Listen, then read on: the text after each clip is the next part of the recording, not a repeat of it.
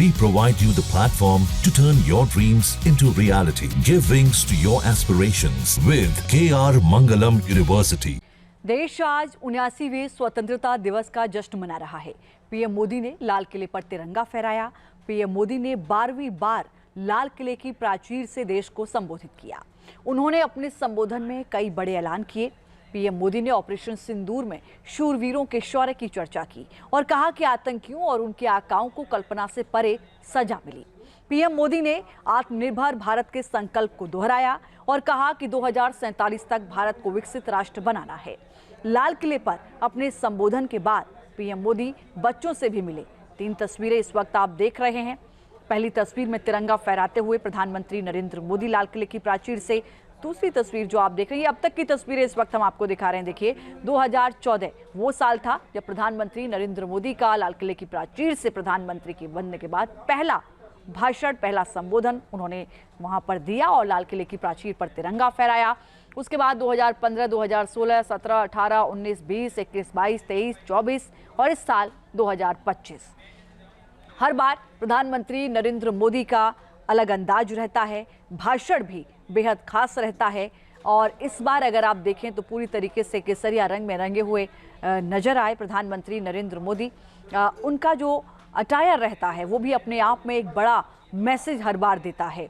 2024 में उन्होंने 98 मिनट तक अपना भाषण दिया था और इस बार भी उनका भाषण जो है अपने आप में बेहद खास रहा। ऑपरेशन सिंदूर का भी जिक्र किया गया, आत्मनिर्भर भारत का जिक्र किया गया, 2047 तक विकसित भारत बनाना है।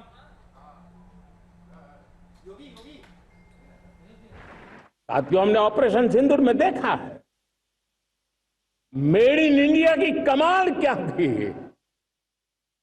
दुश्मन को पता तक न चला कि कौन से शस्त्रास्त्र है,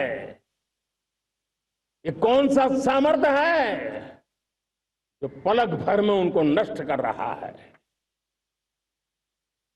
सोचिए, अगर हम आत्मनिर्भर होते न होते तो क्या ऑपरेशन सिंदूर इतनी त्वरित गति से हम कर पाते?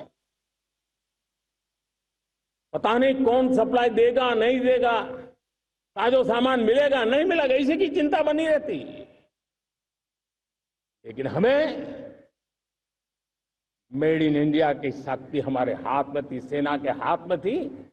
इसलिए बिना चिंता, बिना रुकावट, बिना हिचकिचाहट हमारी सेना अपना पराक्रम करती रही।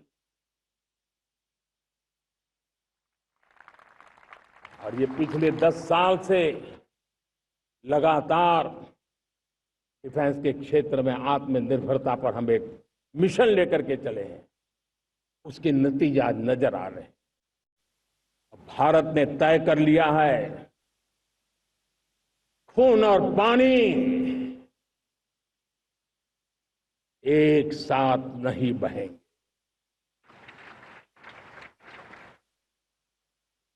अब देशवासियों को भली भांति पता चला है कि सिंधु का समझौता कितना अन्यायपूर्ण है, कितना एक तरफा है। भारत से निकलती नदियों का पानी दुश्मनों के खेत को सींच रहा है और मेरे देश के किसान, मेरे देश की धरती पानी के बिना प्यासी है।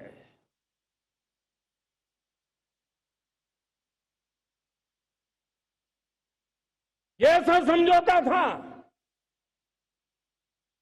जिसने पिछले 7 दशक से मेरे देश के किसानों का अकल्पनीय नुकसान किया है। साथियों, इस दिवाली में आपकी डबल दिवाली का काम मैं करने वाला हूं।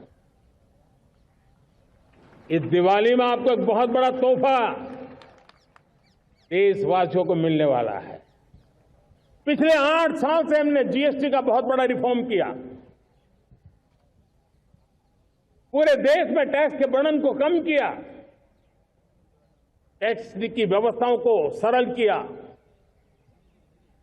और 8 साल के बाद समय की मांग है कि हम एक बार उसको रिव्यू करें। हमने एक हाई पावर कमेटी को बिठा करके रिव्यू शुरू किया, राज्यों से भी विचार विमर्श किया और मेरे प्यारे देशवासियों, हम नेक्स्ट जनरेशन जीएसटी रिफॉर्म्स लेकर के आ रहे हैं। ये दिवाली के अंदर आपके लिए तोहफा बन जाएंगे।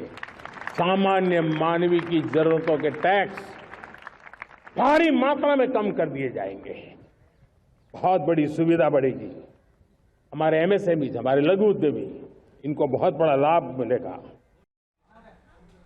जहां भक्ति है हर शब्द में, कथाओं में छिपे हैं दिव्य रहस्य और ज्योतिष देता है जीवन को दिशा। धर्म से जुड़ी हर बातों को जानने के लिए हमारे चैनल स्तुति को सब्सक्राइब करें। चैनल पर जाने के लिए इस लिंक पर क्लिक करें।